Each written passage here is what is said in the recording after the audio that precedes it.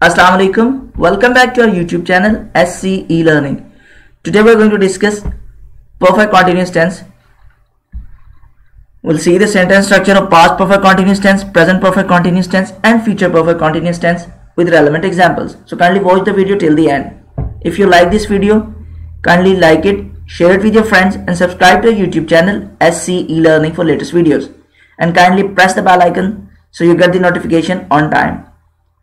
So now let's just start by defining what is a perfect continuous tense. So here is the definition of a perfect continuous tense.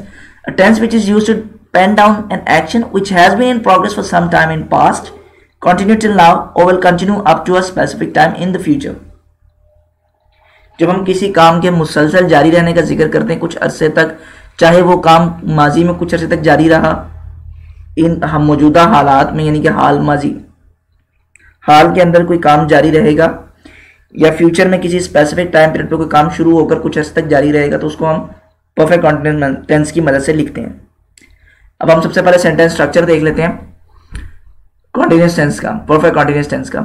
सबसे पहले हम देखेंगे past perfect continuous tense की sentence structure. Sentence structure basically affirmative, negative और interrogative पे base करता है। Affirmative के केस में हमारा subject, then our helping verb, then our form of verb and then our object. Negative के केस में हेल्पिंग वर्ब के फॉर्म बाद हम नॉट का इस्तेमाल करते हैं, और इन केस ऑफ इंटेरोगेटिव हमारा जो हेल्पिंग वर्ब है वो आ जाएगा at the beginning of the sentence, then subject, then form of verb and then object. Past perfect continuous के केस में हमारा हेल्पिंग वर्ब होगा had been. Form of verb क्योंकि ये कॉन्टिन्यूअस टेंस है इसलिए first form of verb plus ING. तो यहाँ पे आप सेंटेंस स्ट्रक्चर देख सकते हैं, subject then had been plus first form of verb plus ING and at the and object.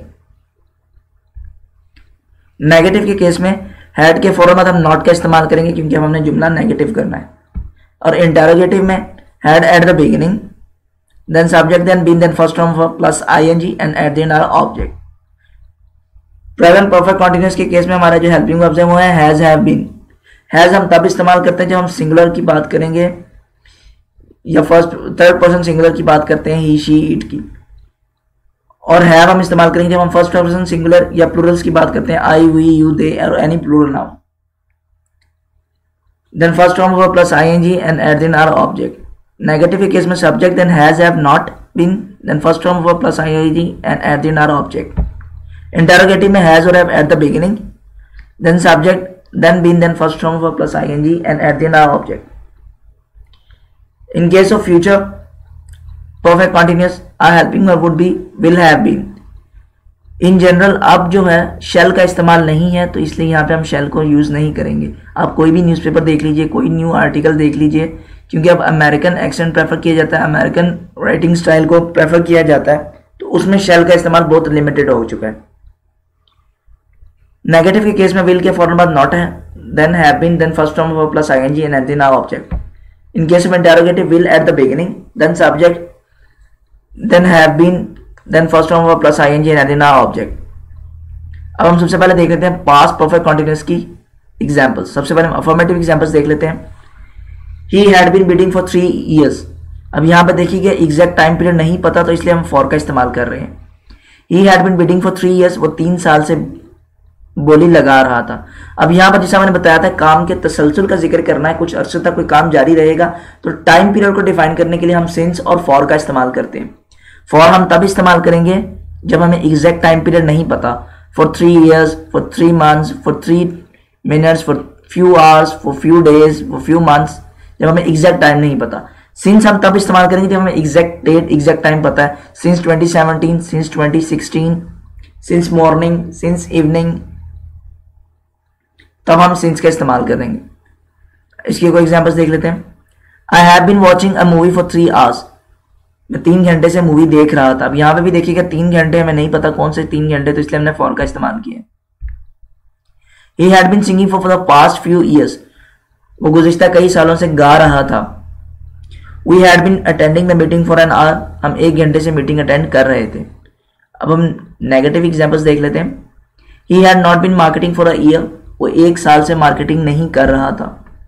He had not been doing business since 2014।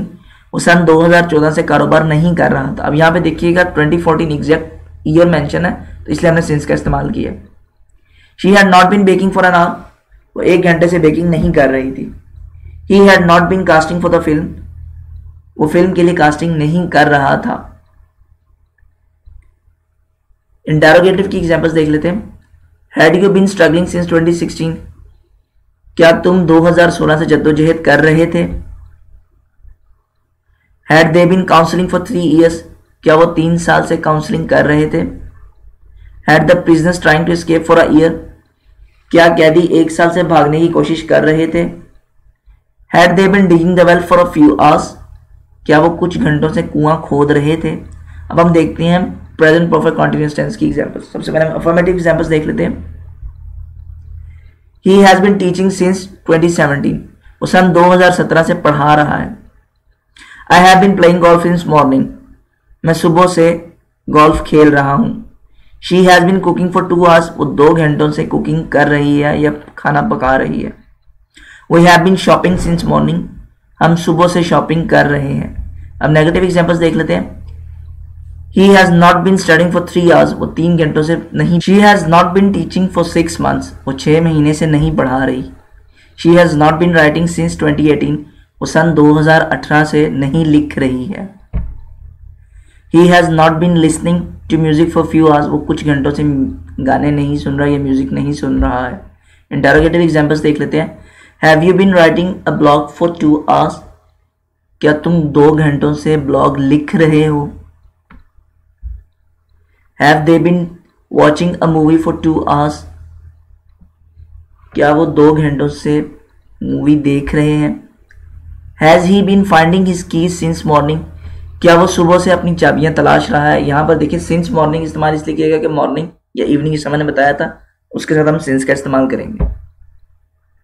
Have you been teaching for 3 years, क्या तुम 3 सालों से पढ़ा रहे हो। और हम देखते हैं फ्यूचर परफेक्ट कॉन्टिन्यूअस टेंस की एग्जांपल्स। सबसे पहले अफर्मेटिव एग्जांपल्स देख लेते हैं। He will have been writing books on different topics, वो मुख्तलिफ मौज़ूआत पर किताबें लिख रहा होगा। अब यहाँ पे देखिएगा लिख रहा होगा फॉर सम स्पेसिफिक टाइम, कितने अरसे तक लिख रहा होगा हमें नहीं पता यहाँ पर। अब विदाउट टाइम पीरियड, लेकिन यहाँ पे फ्यूचर की बात हो रही है। फ्यूचर में वो लिख रहा होगा, कितनी देर के लिए लिख रहा होगा, कैसे लिख रहा होगा हमें यहाँ पर नहीं पता। तो आप विदाउट टाइम स्पैन भी डिफाइन किए बगैर भी आप फ्यूचर के सेंटेंस की हवाले से लिख सकते हैं। He will have been jogging at 6 AM, वो सुबह के 6 बजे जॉगिंग कर रहा होगा। अब यहाँ पे देखिएगा हमने यहाँ पे एट इस्तेमाल किया है 6 AM के साथ, क्योंकि हमें पता है कि एग्जैक्ट टाइम पीरियड कहाँ पर होगा। He will have been writing for 10 years in 2024। अच्छा, अब आप एक चीज के तसव्वुर, जैसा मैंने बताया था कि काम के आप अरसे का जिक्र कर रहे हैं, यहाँ पे देखिएगा इस सेंटेंस में वो 10 साल से लिख रहा होगा सन 2024 में, यानी कि बात करेंगे हम मुस्तकबिल की, लेकिन उसके दरमियान एक टाइम पीरियड हमने डिसाइड कर लिया कि सन 2024 में उसे लिखते हुए 10 साल हो चुके होंगे। We will have been playing cricket before you reach, तुम्हारे आने से पहले हम क्रिकेट खेल रहे होंगे। यहाँ पे हम कंडीशनल सेंटेंसेस भी इस्तेमाल कर सकते हैं। मैं काम कर रहा हूँगा जब तुम पहुंचोगे, हमारे पहुंचने से पहले वो पहुंच चुका होगा। इस तरह से हम कंडीशनल सेंटेंसेस भी लिख सकते हैं। नेगेटिव एग्जांपल्स देख लेते हैं। He will not have been meeting us in November, वो हमें नवंबर में नहीं मिल रहा होगा। I will not have been teaching by 2021, मैं सन 2021 से नहीं पढ़ा रहा हूँगा। She will have been baking for 10 years in 2025, same case है, वो सन 2025 में 10 साल से बेकिंग कर रही है, यानी कि उसको सन 2025 में बेकिंग करते हुए 10 साल हो चुके होंगे। He will not have been studying from June 2021, वो जून सन 2021 से नहीं पढ़ रहा होगा। इंटरोगेटिव देख लेते हैं।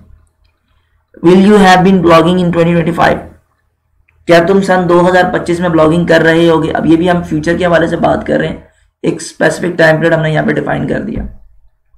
Will they have been retiring before I join, मेरे ज्वाइन करने से पहले क्या वो रिटायर कर रहे होंगे, यहाँ पे भी कंडीशन लग गई।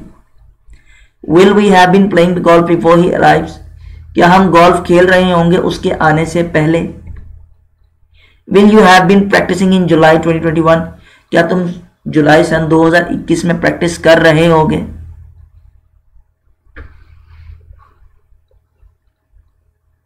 आई होप कि आपने ये इन सेंटेंस स्ट्रक्चर्स को बेहतर तौर पर अंडरस्टैंड कर लिया होगा और इन एग्जाम्पल से आपको काफ़ी हद तक हेल्प आउट होगी आपके सेंटेंस स्ट्रक्चर्स के काफ़ी जो कन्फ्यूजन्स थी वो क्लियर हो चुकी होंगी। If you like this video kindly give it a thumbs up and share it with your friends and subscribe to our YouTube channel SCE learning. इसके अलावा किसी टॉपिक पर अगर आप चाहते हैं कि हम वीडियो बनाएं तो kindly comment below, will make sure कि हम उस पर वीडियो जल्द से जल्द अपने चैनल पर अपलोड करें। सिंस देन टेक केयर, अल्लाह हाफिज।